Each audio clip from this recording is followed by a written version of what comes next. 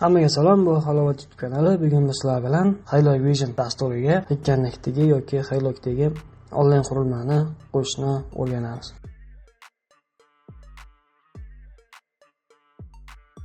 Birinchi bo'lib dasturni yuklab olamiz. Dasturni Hilog Vision veb saytidan yuklab olsangiz bo'ladi yoki bizni kamera software Telegram kanalidan yuklab olsangiz bo'ladi. Buni biz yuklab olganmiz. Hozir o'rnatamiz.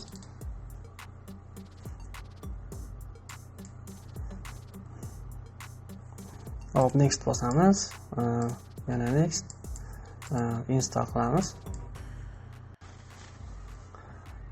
Next qilib klient o'rnatib olamiz. Uni o'rnab oldi. Endi dasturga kiramiz. Kirganimizdan keyin bizdan ruxsat so'raydi, ruxsat beramiz.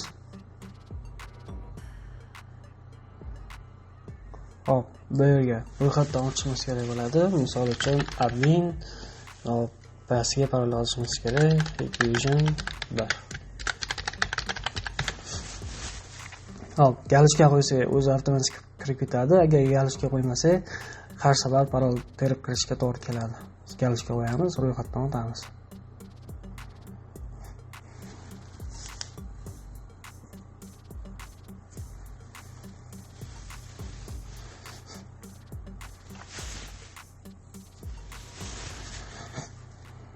Mana ruxsat beramiz.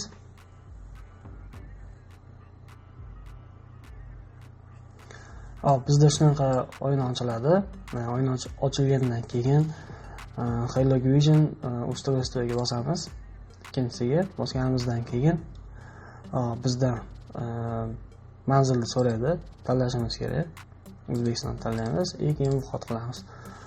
Vahot qilganimizdan keyin bizda o'sha telefonimizdagi Hikkannikdagi yoki Hilog Visiondagi login parol so'raydi. Login parol beramiz.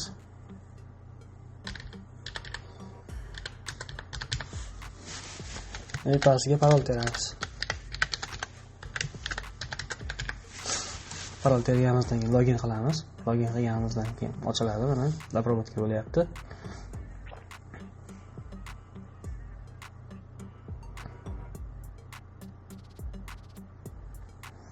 Import bo'ldi.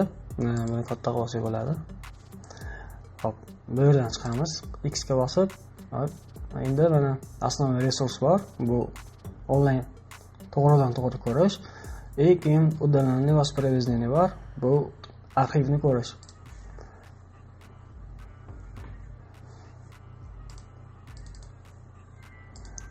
Mana kameramiz ko'rsatyapti. Endi arxivga o'tamiz. Arxivga o'tganimizdan keyin bu yerdan kamerani tanlaydi va pastda chisloni tanlaydi. Okey bosib, poyez qilamiz. Poyez qilganimizdan keyin bizda загрузка boshlaydi. Mana bu yerda zapis bo'lgan.